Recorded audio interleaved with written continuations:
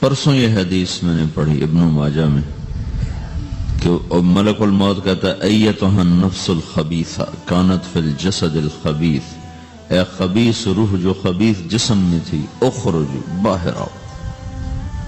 وہ واپس تو ہو نہیں سکتا، اپنے آپ کو روک تو سکتا نہیں، تو وہ حیران پریشان خوف زدہ، تو اس کے جواب میں اس کو ملک الموت کہتا ابشری ابشری بحمیم وغساق وآخر من شکلہ ازواج، تیار ہو جا خوفناک عذاب کے لیے اور کھولتے پانیوں کے لیے، کانٹے دار جھاڑیوں کے لیے اور بے شمار عذاب کی شکلوں کے لیے۔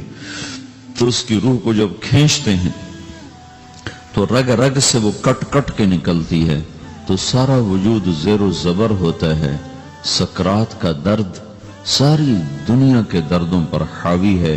جب اس کی روح نکلتی ہے اور اس کو لے کر آسمان پر چلتے ہیں تو دروازے پر پہنچتے ہیں تو اندر سے فرشتے پوچھتے ہیں کون ہے؟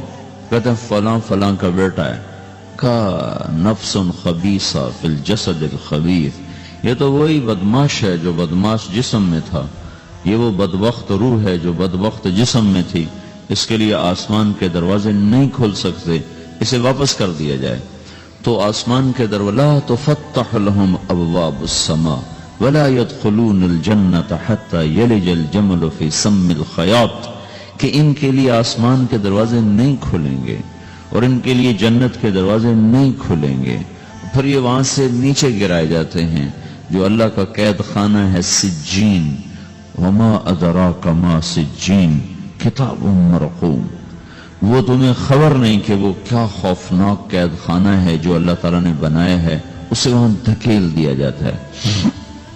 پھر قیامت تک اس کے لیے انتظار کی گھڑیاں ہیں اور عذاب کی شدت ہے۔ اور جب کوئی نیک آدمی اللہ تعالیٰ کے دربار میں جانے کا اس کا وقت آتا ہے تو اللہ تبارک و تعالیٰ فرماتے ہیں ان الذین قالوا ربنا اللہ ثم استقاموا تتنزل علیہم الملائکۃ الا تخافوا ولا تحزنوا وابشروا بالجنة التي كنتم توعدون نحن اولیاؤکم فی الحیاة الدنیا وفی الآخرہ ولکم فیہا ما تشتہی انفسکم ولکم فیہا ما تدعون نزل من غفور الرحیم۔ جب کوئی نیک مرد عورت کے جانے کا وقت آتا ہے تو اس کے لیے بھی فرشتے آتے ہیں اور آ کر اس کو خوشخبری دیتے ہیں اور آ کر اس کو تسلی دیتے ہیں کہ آپ غم نہ کریں، پیچھے والے بھی آپ کو مل جائیں گے، آپ خوف نہ کریں، آگے ساری منزلیں آپ کے لیے آسان ہیں، آپ کے لیے جنت بھی تیار ہے، رب بھی مہربان ہے۔ اور حدیث پاک میں آتا ہے کہ ملک الموت اور 4 فرشتے آتے ہیں، وہ 4 فرشتے اس کو سہلاتے ہیں، دباتے ہیں کہ موت کا درد اسے محسوس نہ ہو، اور ملک الموت فرماتے ہیں ایتها النفس الحمیدہ کانت فی الجسد الحمید اخرجی، اے نیک روح جو نیک جسم میں تھی باہر آؤ۔ کیا کرو؟ وَأَبْشِرِي بِرَوْحٍ وَرَيْحَانٍ وَرَبٍّ رَاضٍ عَنْكِ غَيْرِ غَضْبَانٍ، آپ کو بشارت ہو آپ کے لیے جنت تیار ہو چکی ہے اور وہاں کی ساری نعمتیں آپ کے لیے میسر ہو چکی ہیں اور اللہ آپ پہ راضی ہو چکا ہے اور اللہ آپ پہ خوش ہو چکا ہے۔ اس پر اس کی روح کو نکالا جاتا ہے، پھر سارے فرشتے اس کو استقبال کے ساتھ جو آسمان پر لے جاتے ہیں تو اندر سے پوچھتے ہیں کون ہے؟ کہ فلاں فلاں کا بیٹا، فلاں فلاں کی بیٹی۔ کہتے ہیں نفس حمیدہ فی جسد حمید، یہ تو نیک روح تھی جو نیک جسم میں تھی، مرحبا بہی، اس کو ہم سب استقبال کس کا کرتے ہیں، اور ایک دم آسمان کے دروازے کھلتے ہیں، پھر وہ پہلا دوسرا تیسرا چوتھا سارے آسمان پار کرتا ہوا اللہ پاک کے عرش کے نیچے کے جا کر، مرد ہے یا عورت، وہاں جا کر سجدے میں سر رکھتا ہے اور اللہ تعالیٰ فرماتے ہیں ہاں اس نے ہمیں خوش کیا، ہم اسے خوش کریں گے، اور اس کو عافیت کے ساتھ وہاں آسمان میں، پہلے آسمان سے لے کر اللہ کے عرش تک یہ سب ویٹنگ روم بنے ہوئے جہاں اللہ اپنے اپنے درجات کے مطابق جنت والوں کو ٹھہراتا ہے، اور وہ انتظار گاہ ہے اور وقت ختم ہو جاتا ہے، لہذا انتظار کی جو تکلیف ہے وہ بھی ختم ہو جاتی ہے۔ وقت ختم تو انتظار کا احساس ختم اور ٹائم کے گزرنے کا احساس ختم۔ تو جیسے اصحاب کہف کو اللہ نے غار میں داخل کر کے تو غار کے اندر سے وقت کو نکال کے باہر پھینک دیا، باہر 300 سال گزرے، اندر آدھا ہی دن گزرا تھا۔ وہ جب اٹھے تو وہ 25 برس کا نوجوان 350 سال کا ہو کے نہیں اٹھا، وہ 25 سال کی عمر میں اٹھا ہے، نہ ناخن بڑا ہے، نہ مونچھیں بڑی ہیں، نہ ان کی داڑیاں لمبی ہوئی ہیں، چونکہ تو زندہ تھے، مر نہیں گئے تھے، تو زندہ کے تو بال بھی بڑھتے ہیں، ناخن بھی بڑھتے ہیں، لیکن وہ اس طرح اٹھے کہ 300 برس گزر گئے اور 25 برس کا نوجوان 25 سال کی عمر میں اٹھا ہے، 20 برس کا 20 برس کی عمر میں اٹھا ہے، اور وہ کہنے لگے کم لبثنا، بھئی کتنا ٹھہرے ہیں، کہ یومن او بعض یومن، لگتا ہے کوئی دن آدھا دن ٹھہرے ہیں۔ وہ صحیح کہہ رہے تھے، باہر اللہ تعالیٰ نے وقت کی گھڑی کو چلائے رکھا اور اندر غار میں اس کو سوئچ آف کر دیا، نکال دیا، یہاں وقت کو داخل نہیں ہونے دیا، تو وقت کے گزرنے سے جو بھی اثرات مرتب ہوتے ہیں وہ ان پر مرتب نہیں ہوئے، تو وہ 20 آدھے دن کے بعد اٹھے ہیں، باہر 300 سال، اندر آدھا دن۔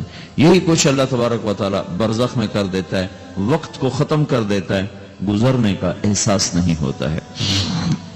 تو اس طرح میرے عزیزو، یہ دو موتیں ہر انسان دیکھتا ہے، یا وہ جنت کے فرشتوں کا استقبال دیکھتا ہے، یا جہنم کے فرشتوں کی مار اور پٹائی کو سہتا ہے۔ رابعہ بصری رحمت اللہ علیہ کا انتقال ہونے لگا تو انہوں نے رات کو فوت ہوئی، تو انہوں نے اپنی خادمہ کو بلا کے فرمایا کہ کسی کو بتانا نہیں، جب میں مر جاؤں تو پڑوس میں 2-4 کو بلا کر میرا جنازہ پڑھوا دینا، اور جس کرتے میں تہجد پڑھتی تھی وہی میرا کفن بنا دینا، اور صبح بے شک لوگوں کو بتا دینا، میرے مرنے کے بعد میری میت کو رکھنا نہیں، فوراً دبا دینا۔ تو جب ان کا انتقال ہوا تو انہوں نے پڑوس کے 2-4-10-20 آدمی بلائے اور ان کو تدفین تجہیز سب کچھ ہو گئی، صبح شور مچا کہ وہ رابعہ بصری کا انتقال ہو گیا۔ تو اگلے دن وہ خواب میں اس خادمہ کو ملی اور کہا بیٹی تیری بڑی مہربانی، تو نے میری وصیت کے مطابق عمل کیا۔ اس نے دیکھا کہ انہوں نے ایک خوبصورت سبز لباس پہنا ہوا ہے، تو وہ فرمانے لگی، انہوں نے سوال کیا کہ آپ کے ساتھ قبر میں کیا ہوا؟ تو وہ کہنے لگی کہ میرے پاس منکر نکیر آئے تھے اور مجھ سے کہنے لگے من رب کی، تیرا رب کون ہے؟ تو میں نے کہا سبحان اللہ، 40 برس جس کو میں نہ بھولا سکی اس کو 4 ہاتھ زمین میں آ کے میں بھول جاؤں گی۔ ان کا 42 برس کی عمر میں انتقال ہوا تھا۔ تو وہ کہنے لگے سبحان اللہ، جس کو میں 40 برس نہ بھولا سکی میں اسے 4 ہاتھ زمین کے اندر آ کے بھول جاؤں گی۔ تو منکر نکیر کہنے لگے اس کا کیا حساب لینا؟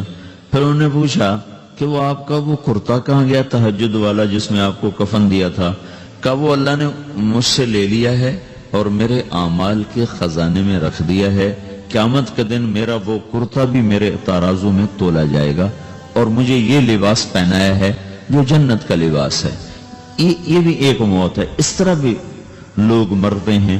اور دوسری بھی ایک موت ہے، ہمارے علاقے کی بتا رہا ہوں، اپنے علاقے کی۔ ایک زمیندار مر گیا، اس کی قبر کھودی، ساری بچھوؤں سے بھری ہوئی، ایسے جیسے چیونٹیاں پھر رہی ہوتی، تو انہیں وہ بند کر کے دوسری کھودی، ساری بچھوؤں سے بھری ہوئی، پھر وہ بند کر کے تیسری کھودی، ساری بچھوؤں سے بھری ہوئی۔ قبرستان میں اتنے بچھو کہاں سے آ گئے؟ یہ زمین کے بچھو نہیں ہے، یہ آخرت کی بلائیں ہیں جس کے ساتھ اب اس سے قیامت تک رہنا ہے اور گزارا کرنا ہے۔ تو یہ 2 طرح کی موتیں روزانہ لوگ مرتے ہیں، روزانہ لوگ مرتے ہیں۔ جب نماز کا وقت ہوتا ہے ملک الموت ساری دنیا کا چکر لگاتا ہے اور دیکھتا ہے کون پڑھ رہا ہے کون نہیں پڑھ رہا، کون پڑھ رہا ہے کون نہیں پڑھ رہا۔ جو نماز کی پابندی کرتا ہے اس کی موت آسانی سے ہوتی، جو نماز میں غفلت کرتا ہے اس کے ساتھ موت کے وقت شدت اور سختی اختیار کی جاتی۔ تو بھائیو، یہ ایک جسم ہے، ایک روح ہے۔ روح باقی رہنے والی چیز ہے، جسم مٹ جاتا ہے، پھر اللہ سے قیامت کے دن نیا جسم عطا فرمائے گا، ایک نیا جسم دیا جائے گا۔ روح وہی ہے جو اللہ کے خزانوں میں جمع ہو جاتی ہے۔ نافرمان کی سیاہ کالی روح ہوتی، فرما بردار کی روشن چمکدار روح ہوتی ہے۔ تو اللہ نے کچھ تقاضے جسم کے رکھے ہیں اور کچھ روح کے رکھے ہیں۔ جسم کے تقاضے پورے نہ کرو تو یہ پریشان ہو جاتا ہے، روح کے تقاضے پورے نہ کرو تو یہ پریشان ہو جاتی۔ روح کی پریشانی جسم سے زیادہ ہے، چونکہ روح کی طاقت جسم سے زیادہ ہے۔ جسم مٹی سے بنا ہے، اس کی غذا بھی مٹی سے نکلتی ہے۔ روح آسمان سے ہے، اس کی غذا بھی آسمان سے ہے۔ روح کا تعلق جب تک اللہ سے نہیں جڑتا اس بھوک اور پیاس لگتی رہتی ہے۔ جسم کو جب تک روٹی اور پانی نہ ملے یہ تڑپتا اور پریشان رہتا ہے۔ جیسے اللہ تعالیٰ نے ہمارے جسم میں روٹی اور پانی کی طلب کو بے ساختہ رکھ دیا ہے۔ میں بیان کے دوران بھی پانی پی رہا ہوں، آپ دیکھ رہے ہیں کہ مجھے میرا حلق سوکھ جاتا ہے، مجھے طلب محسوس ہوتی ہے پانی، حلق سوکھتا ہے پانی کی طرف بھاگتے ہیں، بھوک لگتی ہم روٹی کی طرف بھاگتے ہیں۔ یہ ایک ایسا اندر میں آٹومیٹک سسٹم ہے کہ ہم اس کو آف نہیں کر سکتے۔ یہ سوتے سوتے بھی بھوک کی وجہ سے آنکھ کھل جاتی، سوتے سوتے پیاس کی وجہ سے آنکھ کھل جاتی ہے۔ یہ ایسا خود اللہ تعالیٰ نے ساختہ نظام بنایا ہے کہ آپ اپنے جسم میں روٹی اور پانی کی طلب کو نہیں نکال سکتے۔ میرے عزیزو، ٹھیک اسی طرح اللہ نے انسانی روح میں اپنی طلب رکھ دی ہے اور اپنے رسول کی طلب رکھ دی ہے۔ یہ دو طلب ایسی ہیں کہ یہ آپ کے جسم روح سے نکل نہیں سکتی۔ جیسے بھوکا روٹی نہ کھا لے، پیاسا پانی نہ پی لے، اسے چین نہیں آ سکتا۔ وہ روح جو اللہ اور اس کے رسول سے نہ آشنا ہے، جب تک وہ وہاں تک پہنچ نہیں جاتی اسے چین نہیں آ سکتا، اس کا اندر پریشان رہے گا۔ 1997 میں جب جنید جمشید سے میری پہلی ملاقات ہوئی تو اس نے مجھ سے یہ سوال کیا کہ مولوی صاحب، ایک پاکستانی نوجوان جس گلیمر کو خوابوں میں دیکھتا ہے، وہ گلیمر تو مجھے زندگی میں ویسے ہی حاصل ہے، میرے چاروں طرف زندگی کا رقص ہے اور میری زندگی کی ہر خواہش، ہر تمنا پوری ہے، اس کے باوجود میرے اندر اندھیرا ہے، میرے اندر خلا ہے۔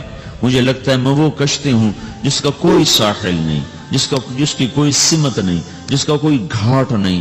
یہ کیوں ہے؟ میرے ساتھ تو ایسا نہیں ہونا چاہیے۔ ایک عام لڑکا تو کہتا ہے ہائے کاش یہ ہوتا، اس کو وہ نہیں ہو رہا تو پھر وہ پریشان ہے، ہائے یہ ہوتا، ہائے وہ ہوتا۔ تو میں تو ہائے نہیں کرتا ہوں، میری تو ہر لذت اور خواہش میرے سامنے تشتری میں سجا کے پیش کی جا رہی۔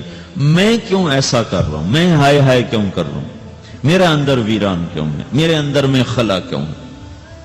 یہ وہی خلا ہے کہ وہ روح کی پیاس کو شراب میں بجھانا چاہتا ہے، وہ روح کی پیاس کو لڑکی میں بجھانا چاہتا ہے، وہ روح کی پیاس کو موسیقی سے بجھانا چاہتا ہے، وہ روح کی پیاس کو دنیا کی رعنائیوں میں 5 سٹار ہوٹلوں سے بجھانا چاہتا ہے۔